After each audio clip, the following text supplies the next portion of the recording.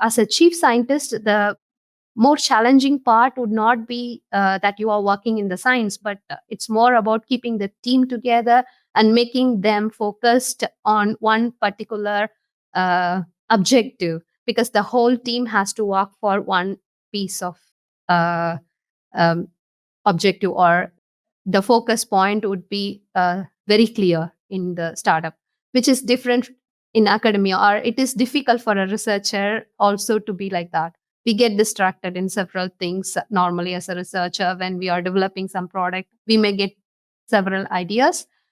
So it is important that as a CSO, the chief scientist has to keep the team together and work on that particular objective so we grow together. Welcome to the LabToMarket Leadership Podcast. Too many advanced science and engineering companies fail to deliver their innovations from the lab to the market. We are on a mission to change that.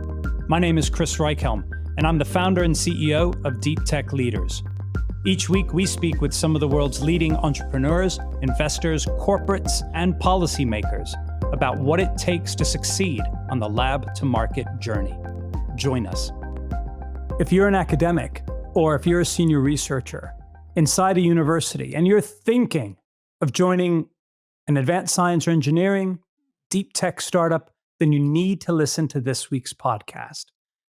That journey from academia into the professional world, particularly into a startup, is a very particular type of journey. It's one that many have made, and it's one that many have grappled with. And so this week, I want to deal with that. And helping me understand the nature of that journey is Dr. Priya Perumal. And Priya is a civil engineer by background. She's got a PhD in construction materials. She's a senior researcher and academic at the University of Oulu in Finland. And she's also the chief scientific officer of a university spinout called C2CA, based in the Netherlands. And they're focused on the recycling of concrete. I'm hoping that Priya is going to help all of us better understand the nature of this journey, the challenges, the obstacles, and I suppose some of the similarities that may exist between these two environments as well. Let's get into it.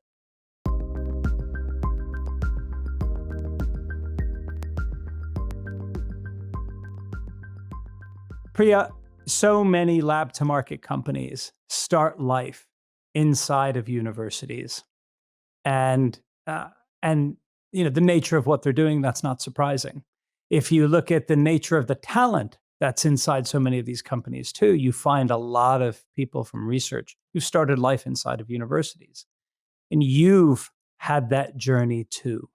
So I'm really excited to speak with you and learn more about what that journey is like. Can you start me off and share with me the impressions you had of what a startup would actually be like before you joined C2CA? Okay, thanks for asking me this question. I would be excited to answer it. Before joining C2CA, this was not my first experience in a startup. So I was involved in a startup called SafeRock, which is based in Stavanger, or now it is called Semonite. They were trying to transform mine tailings into sustainable cements. So I was partially involved with them. Like 20% of my time was given to this startup as a technical advisor. And I do visit them once in 3 months, and I spend a week there.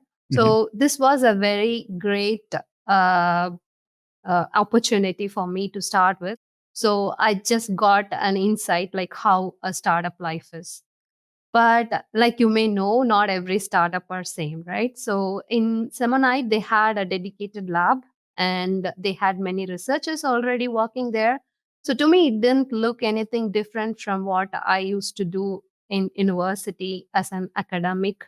So it was not so like a scary or something like how we used to think about. At least I used to think about a startup in that way, that it is unstable. Of course, it is true that startup life could be unstable, that you always have to be behind funding and maybe your employment is not long enough. So you should be ready to face those challenges.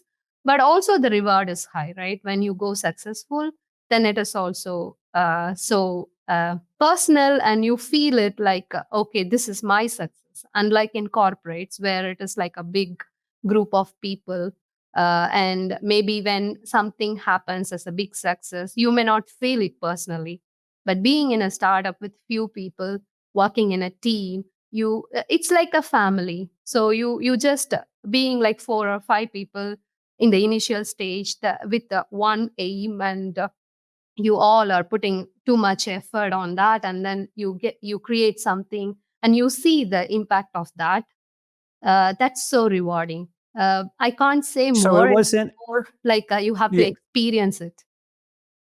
yeah, Yeah. but it wasn't actually that different than the impressions you had. And I guess based on what you've just said there, you were doing research in the lab in at the university. You had this exposure early on to this other startup. They had a lab. There are other researchers doing research. And obviously, each startup is going to be a little different. But in the early phase, especially when they're still developing or defining the solution, there's a lot of research that's still going on. Yes. And so your sense was that actually it wasn't that different. Is Yes. that right? Yes, it was not so different. Especially, I would say this also depends on your role, right? So, in the earlier startup that I joined, I was a technical advisor. So, it's more like I have to do the similar kind of supervision and help them to develop some uh, technical products, or some inputs for what they are doing, or if they are stuck somewhere, then they need my Mm. advice on that and those things. So it was not so different from what I was doing as a research group leader in the academia. That's um, interesting. Yes, and when I come to C2CA, it is also was like more or less similar what I have seen in the initial stages, because this, as you know, is a spin-off from TU Delft. So there was some patent already, a few patents already, but there is also some questions, open questions, that I was to or I had to handle in the initial stage, which was bit. I think it seemed like a huge responsibility on me, being like, in executive role, then it which was also the first time that I'm taking such a responsibility. And the first challenge that I would say is like, in academia, you have the you feel like you are playing in the safe ground, right? You know that you do some innovation, and you know that it is gonna be published, and it's gonna be verified in several stages if it has to go to the market.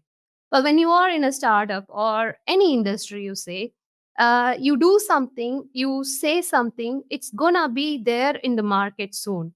It's not like you are just saying some fake promises, or you are not saying something like you are um, uh, making a dream land or something. It's like a real life. So I had that fear in the initial stages, being coming from academia to industry. Okay, I can't say things that I don't know 100% true. I can't say things that I'm not sure about. So, which was something that I learned. But also then, this is also things that I have to work together with the commercial and business development Yes. people, because it's Yes. also not that like, 100% it has to work before you go and Sure. test it in the field. You can be So let me 80% stop you there. sure. Yeah. Yeah. Yeah. This is really interesting. Really Yeah. interesting. So did you feel like you had more freedom inside the university to make claims that weren't potentially proven? Or did you feel um, you had less freedom to make those claims compared to a startup?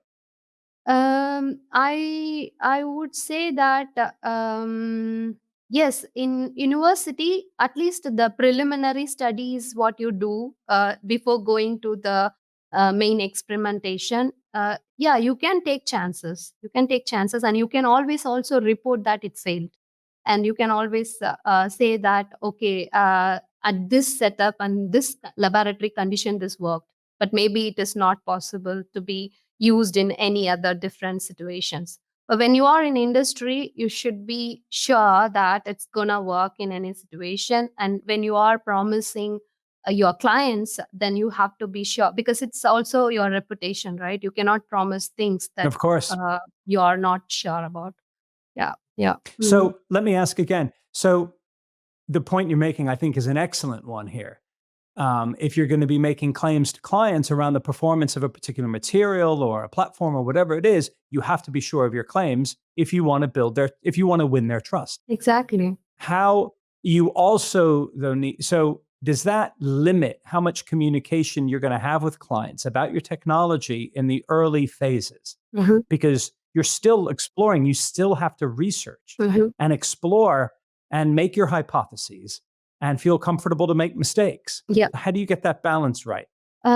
This is nice because these days clients also understand things. So and also I should be thankful for the field that I'm working, because it's in the sustainability and low carbon conflict, right? So people are talking about the climate change and the climate action, and they need some solution. So all I have to do is be open to my clients and say, like, see, this is what I have achieved, and I feel, or I have the faith that this could go to this extent and we can try it together. So clients are Okay. open to accept it, and they are really are into it, and they also want to explore things to reduce their carbon emission in their products. So Of course. the market is good for this field. So it's in that sense, it's good that I can be. All I have to do is I have to open, and I have to be true and say things that okay, if I'm not Yes. sure, then I would say that I have done this and I'm 80% sure about it, but we can try it together. Sure, sure. So that degree of openness Yes, and making sure that you're really setting very clear expectations exactly. and being as honest as you can about your feelings on where a particular platform or material is in terms of performance. And I suppose you operate in the net zero game Yes. with building materials companies who are desperately trying to bring down their emissions, their Mhm. carbon emissions. So this is a big problem. They don't get this right, they're going to have to pay fines, Yeah. and they may wind up losing market share over time. So there's a race on. So I think in areas, it sounds like in areas where the problem is acute enough, they may be more willing to experiment with you Hmm. Yeah. and to say, if you're 80% sure right now, that may be okay. No one else has anything better right now, so It's not we're just willing to that. Also, engage. like, if I have a strategy and I could explain them, okay, this is the strategy that I propose, so we can also reach that 100% in certain months. Then they are okay with it. They are ready to try it. It's more like I should have some plans, and Yeah, it's a hypothesis that I should able to prove. So this is the challenge that I have now as a chief scientist here. Like I I have to go more I into get the that. science. I Yeah. get that. Hmm. Now let me ask another question. In So you went through your education, Hmm. you get your PhD, you become a researcher, you become an academic.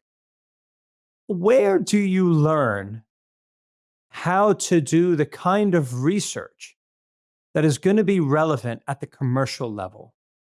Are there particular systems or frameworks, ways of working that the university environment teaches you and that are applicable within within a professional environment, much less a startup? So this has many different level of answers. I can start saying you one by one. So the first thing is my basic education is on civil engineering. You know, it's the civil engineers are those who are there to help the community, right? So this training started from my undergrad. Then it's more about application engineering. So this is what was my base. So I took this course because I love to do it. I want to see Mm, something. And initially, after my undergrad, I was put up with a software company for 2 years, and I was coding, and I was not happy doing it, because I know you can also make impact by doing coding and creating some products out of it.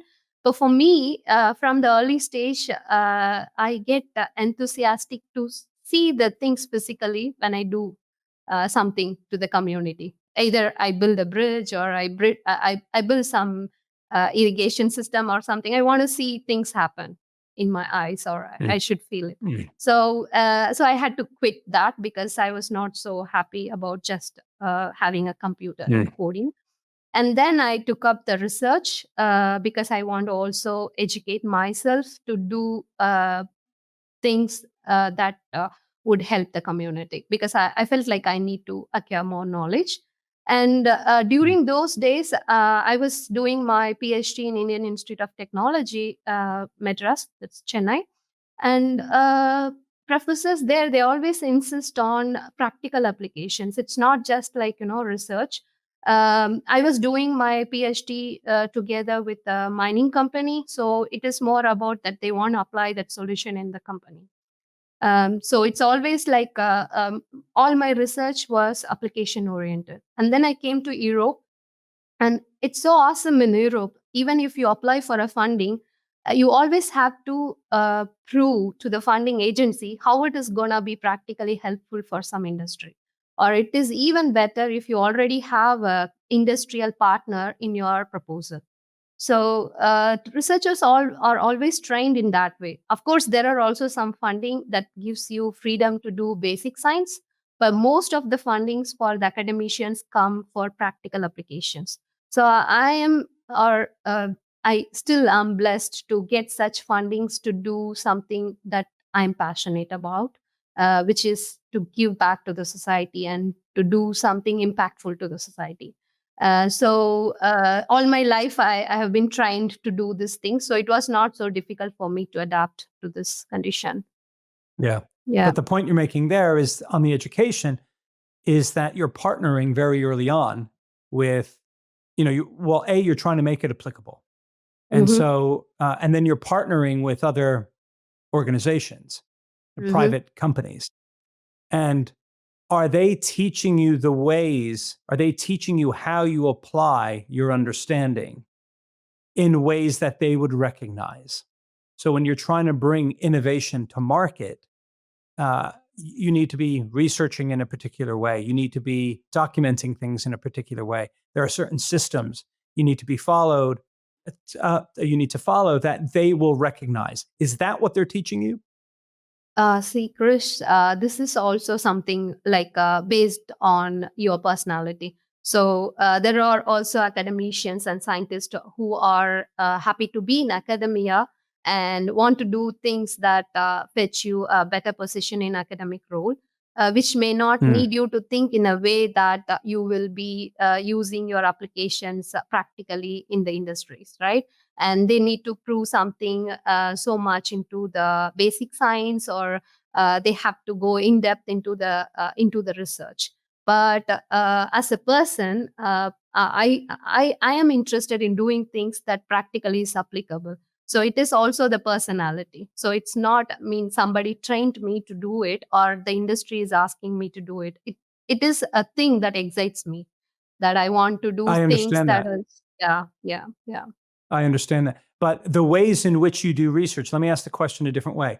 The ways in which you do research, are they similar ways in which a leading organization, a potential industrial partner, or a potential customer would do research? Are the ways you do research similar to the ways other private sector organizations do research? There are a lot of difference and also some similarities. I can say some example. For example, like if you see a cement industry want to find an alternative for cement, maybe for them the important part is like the cement should be of same performance of what they already have as cement in the market now, right? But as an academician, I want to know why it is behaving same. I want to know like the why part. But in industry, it is like how do I make it? Okay, I do this, and this will give me a similar product. Then it's okay. Its performance is good. It's okay. But in academic, we want to know like why and the science behind it, how this is happening this way, and those details, right? And the industry don't want Mhm. to know like these informations behind the scene. Yeah. Okay, that's interesting. Yeah. So industry cares a little bit less about the whys, I Mm. suppose, but Mm. surely they must need some of that insight as well. Their R&D departments, assuming they have R&D departments. Mm, yeah, yeah, yeah. I mean, they want to know this part because if they could improve the performance, they can do it only if they know the whys. Of course, the R&D part Yeah. would be doing this, but mostly it is more about like the performance. So that is important for the industry Okay. than to understand it Okay, that's more interesting. technically. Yeah. So that's another really interesting insight here, that industry is more interested in the performance and I suppose the stability, the Yes. consistency of that performance. If we Yes. test this material every time it's going to deliver the same performance. It's going to meet Yes. these metrics, whatever, Yeah. as opposed to necessarily the why. We Yes. just want to make sure it works. Yeah. Yeah. But as Yeah. an academic, that curiosity leads you to, well, almost forces you to understand the why. But I can also say that this is different in startup.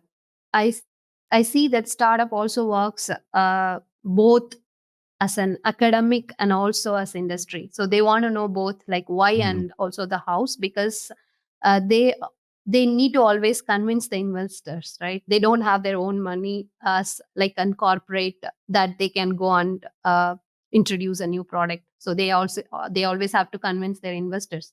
They have to explain the investors that how this is happening, why this is happening, and those things. So I feel that in startup, they also go in depth into the science part because there are stakeholders who want to know that.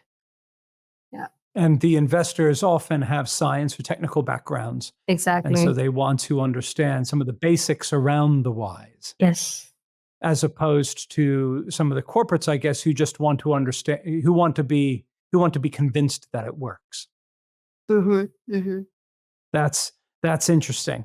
And I think if we look at the tensions that often exist between startups and the market, or even between, let's say, commercial executives and Mm-hmm. research executives within the same startups, you can find this tension between the researchers who are really interested in understanding the whys Definitely. and the more commercial oriented executives who don't care. You are I right. just want to get this thing to market.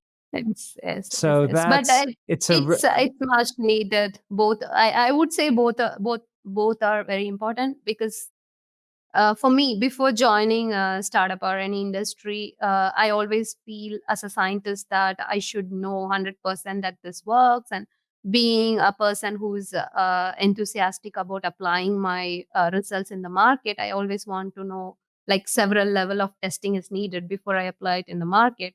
But I'm also convinced when I hear from the commercial executives and also from business developers that if you keep thinking, right, you don't have time to change this climate issues. You don't have so much of time. You have to apply it. You have to check how this works. You have to go for it. We have to be brave. We have to check the things, and yeah, of course we have to play safe, but at the same time we have to keep going. It's not like you have to wait until you are proving it 100%. Yeah. So does that mean that you can't always have to figure out why to the extent that you would ordinarily wish? Yeah.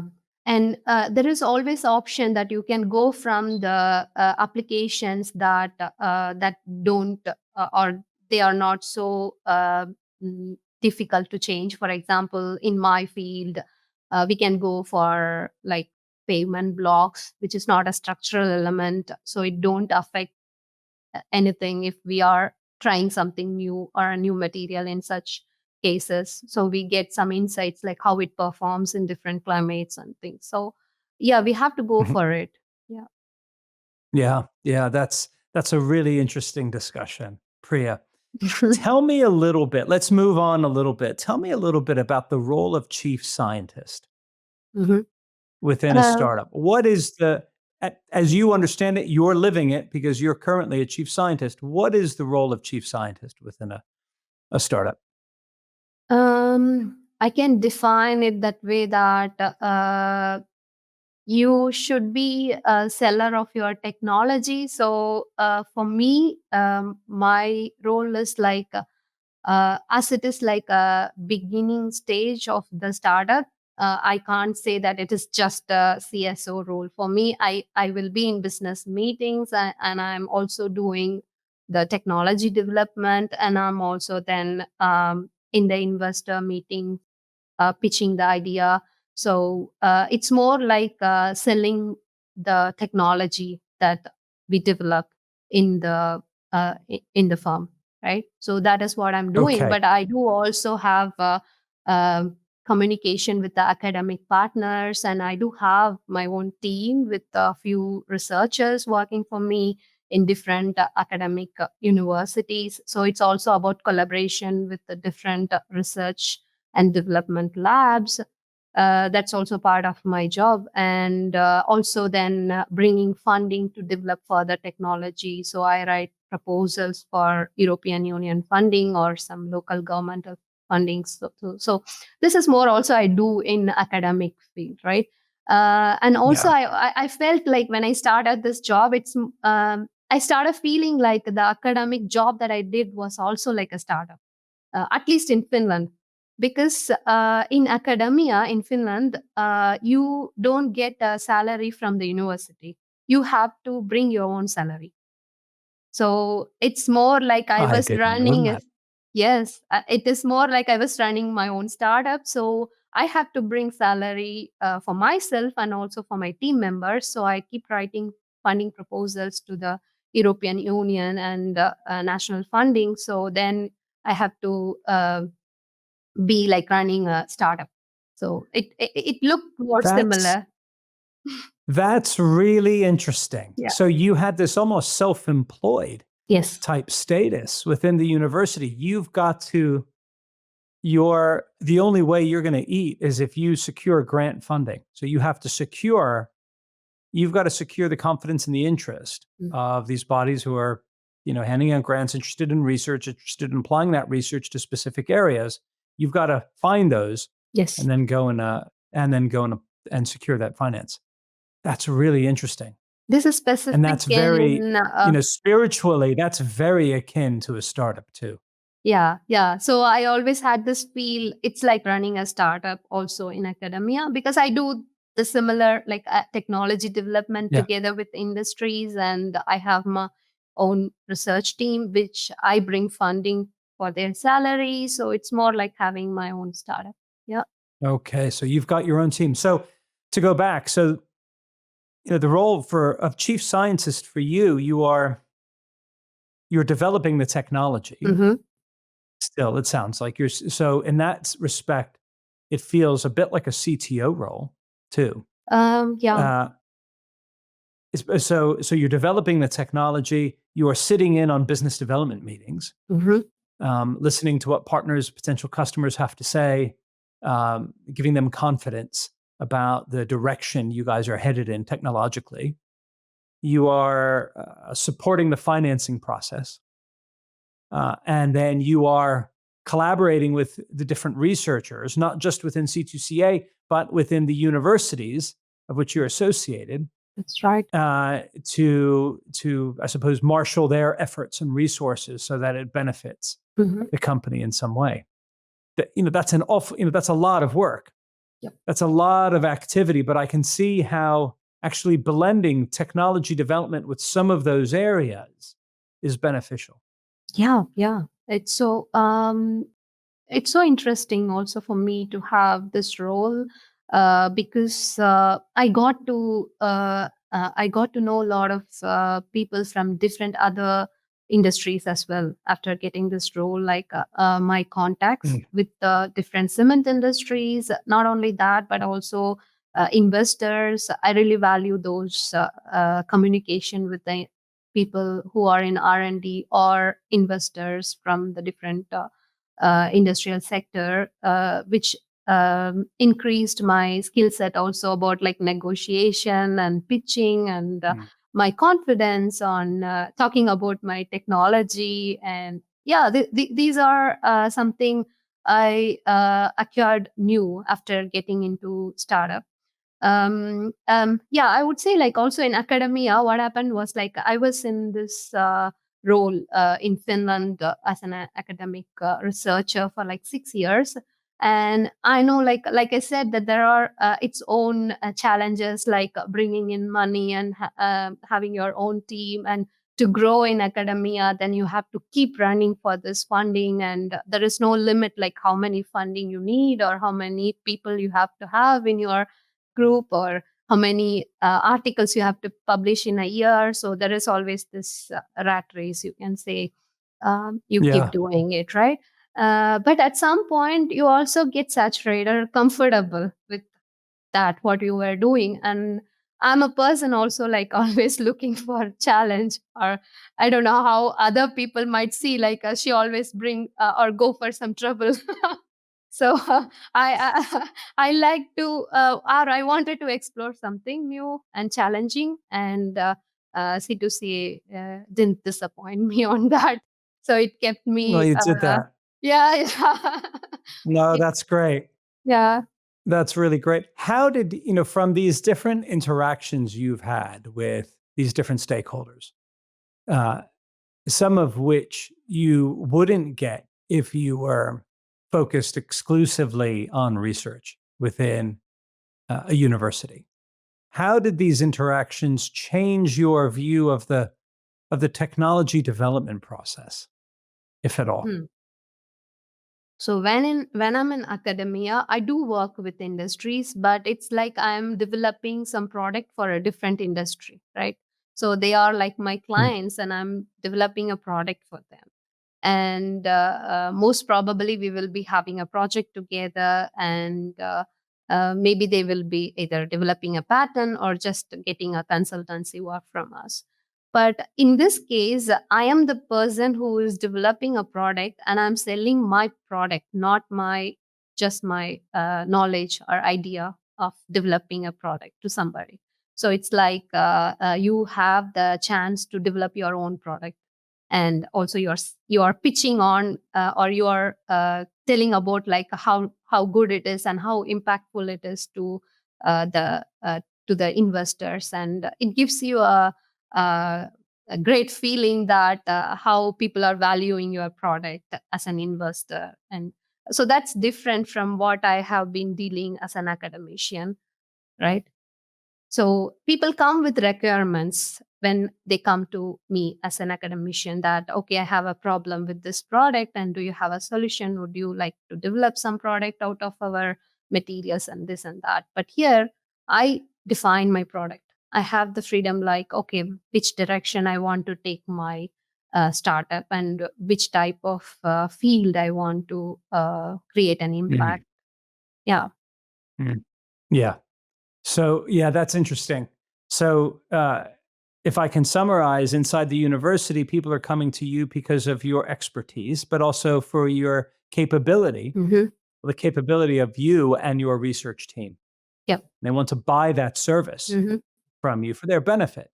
Inside a company, it's not about you, it's all about the company. Yes. It's all about the performance and the product uh, stability and how it's going to integrate with uh, with their systems and products and solutions.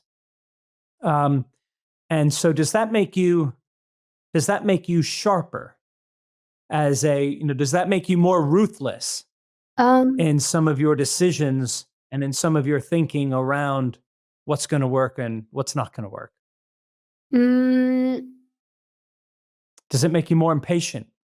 uh, Not really. I like this because okay, so this is a company and we have a vision, and uh, we have some goals, and we have this team. We fixed this goals and vision together, so I know like where we are heading. But this is something I choose it and I want to develop, right? And then The thing is, I want By to. joining the company, Yes, you choose to develop yes, this product. yes, Yes. yes. So I have that in my hand now that I want to develop and I want to create this impact. So we have a clear picture how and where this is heading into and what kind of impact it's going to create to the society and whatever. So in university, it's more like okay, I have a set of mm, knowledge or the skill set, but I can work in different field and I can work on different materials. So it's not like I'm focused on particular thing and I won't do anything else. I just will be developing this particular part. For example, I was working on mining and urban mining residues, which means I can work on recycled concrete, I can work on any mine tailings, I can work on municipal solid waste incinerated residues. So there is a lot of option, but here we have a focus. Okay, I'm going to work on this recycled concrete and I'm going to make it work in the field. And I have in next year, this is going to be in the field, in the market, that people going to use it. So I like that because then this is practical, that I'm not just doing bits and pieces of different things, but I have a focus and doing something that's going to work. Yeah. Yeah. If you were, I like the way you frame that. That's, I think, you know, I think that's, I think that's very insightful. If you were speaking to other would-be chief scientists or other researchers inside of universities or other labs who are thinking about getting into a startup, who are thinking about joining a startup, what advice would you give them, or what would you share with them? What are the big lessons? So straight away, it is not for everyone for sure. If you don't like this uncertainty, then it's not for you. You should be able to sustain that. There would be tension at times. You may know that when I joined C2CA, I was said that I may not have a salary after a year until otherwise if we close the funding. So there is always the risk of like we have to keep finding the funding. But at least in Finland, it's the same case. Like I said, I have to keep running for my funding. But normally you get it for 4 years, so at least it is that way. Mm. This is also same in the industrial setup, that you have to be in that tension of bringing the money, especially if it is a startup. As a chief scientist, the more challenging part would not be that you are working in the science, but it's more about keeping the team together and making them focused on one particular uh, objective, because the whole team has to work for one piece of uh, um, objective, or the focus point would be very clear in the startup, which is different in academia, or it is difficult for a researcher also to be like that. We get distracted in several things normally as a researcher. When we are developing some product, we may get several ideas. So it is important that as a CSO, the chief scientist has to keep the team together and work on that particular objective so we grow together. So this would be my advice if Yeah. somebody wants to How, take up the journey that I am now.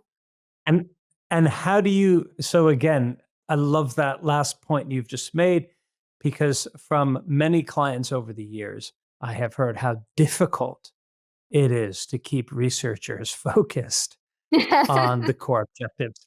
How do you do it? So now I don't have a very big team, so it's not so tough for me to keep them on track. So we used to communicate frequently, and we agree to tasks that with some deadlines. And it's more about communicating frequently with them and be clear on the Yeah. objectives that is expected from them. It's not so tough, and I'm also a people person naturally, so Yeah. it was not so tough for me. Yeah. Yeah. Yeah. But that you want, and I suppose, well, let me ask it instead of supposing. Does it matter where you are in terms of your technology development? Um, And what I mean by that is at the very early stage, when you're trying to create solutions, you're still defining your solution. It almost feels like you need a little bit of that distraction in your researchers to, to find some solutions. We can't always work in a linear path Definitely. to innovate. Some of the we've heard so many times of innovation coming about because of because we went down a different road, a different path, because we got distracted. Hmm. But are those distractions more valuable at that early stage? But when you are progressing along the TRL journey, let's say you're getting to 6 and 7, you're thinking about commercialization soon. Are the distractions much less helpful then? Yes, I mean, you put it in a right way. Actually, yeah, we do need that distraction, but it should not be like unplanned. It should be something that we should have a planned way of distraction. So we should know, like, Yeah. we should know the limits and also in which direction the distraction should be. It's not like randomly you can get distracted in uh, different prospects. So yeah, Yeah. this is what I said, like as a chief scientist you should also able to direct your team in a way that so they will have still freedom to explore within the limits. Like if a researcher is focusing on a particular element, then they have their freedom. So I don't say how they have to do it. I don't say like they have to follow this route. They can take any route, but they have to reach that destination. So that's important. So they cannot get distracted to reach different path, I mean different places. So the destination should be that, but they can take different routes, so they can have that distraction. Yeah. Yeah. Mhm. Yeah. Yeah. Yeah. Yeah. Okay. So you give them some flexibility, some freedom, Yeah. regardless, I guess, of where they're at on that TRL journey. Yeah. They can play a little bit. Yes. But ultimately, especially as you progress further along, as you get closer to commercialization, you need that objective in there. Especially for a We have to get to startup, this we may point. not have that luxury of having that many distractions, right? Because it's like Yeah. investors funding, and we are answerable Yeah. for that. Yeah. Yeah. Yeah. Let me ask a different type of question. How has it been as a woman Mhm. in this field as a chief scientist? Is it an issue? Is it a thing? Is it a silly question to even have to ask? No, How do that's you a feel great about question. I appreciate that you asked it. I mean, it's in general, I can say like in civil engineering, in my field, there is no many women, and I really want to say my mentor from University of Olu, Professor Miria Iliken, and she was my mentor from the time I joined the university. She was a great inspiration for me because it's also, like when you join a new place from a different country and a culture, you should feel welcomed. And her team is very multi cultural, so you don't feel like you are in some alien place, or you are not treated somewhere like uh, you don't belong or something. So there is always very good diversity and inclusiveness in the group. So that gives you also the freedom and confidence to think more, and you want to perform better in that kind of environment. And she still was the person who's because I was so confused the first time when I wanted to join a startup when I was still an academic person, because I had to then maybe quit a job to join another one. So I went to her to ask, like, okay, I got an option like this. So she said that, what's stopping you to try that? Just go ahead. So everybody needs such a person in their life who just tap on your shoulder and say like, okay, you can do it. So because I can't, I mean, I don't know what I would have done being in her position as a mentor or a supervisor. If one of my team member wants to join another job, maybe I would have felt like, okay, you are going to get distracted. I'm going to lose this employee or something. But she always felt like, okay, it's your growth. You have to try it. So it's very important. And she always also a person saying that as a woman, you have to do this. You have to be an example, doing things for the future generation to see you and get an example from you and things. Saying that also in Gee, C2CA, among the executive role, we have three executive role, and I'm the women in representative in that executive committee. And CEO of the company now, Thomas, he is also very keen about having that kind of inclusiveness and gender equality in the company. So I think these days it is becoming better for women to be in any place, to have that growth ladder. It's more about like getting there, and don't doubt ourselves and just do it. Yeah. I think it's interesting the point you mentioned.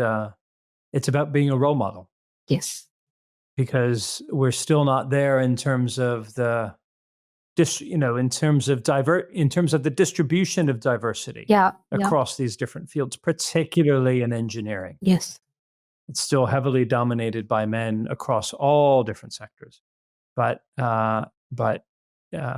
so it's interesting that you feel, and that your mentor uh, communicated the importance of being a role model Yes. for others, and that feels important. Yeah. And she been one for many women like me. So uh, it's so inspiring about Yeah, her story. and it works, obviously. Yes, Yeah, and even now when I sit for different meetings, I could see that I would be only women in many of the meetings. So I feel it. Yeah, there needs to be some changes in the organizations. yeah. Yeah. Mm. Are you starting to see it across industrial partners and customers that you're speaking to? Yes. Yes. It's especially because this is construction field, right? So yeah. But if I sit for some R&D meeting, even in the industry, the R&D team mostly comprises of a lot of women. So there is that clear difference. Like when it comes to business development, commercial, and plant operations, then it's more like men, even Men. investment. Yeah. Yeah. But R&D, it's a little better. Yeah. We Well, are, that's a start at we are least. brainies. That's right. That's right. Yeah. That's a start. That's great. Mm. Priya, I've really enjoyed this. Thank you so much for joining me. Oh, that's my pleasure. Thank you, Chris. You've been listening to the Lab to Market Leadership Podcast, brought to you by DeepTech Leaders. This podcast has been produced by Bauhaus. You can find out more about us on LinkedIn, Spotify, Apple, or wherever you get your podcasts.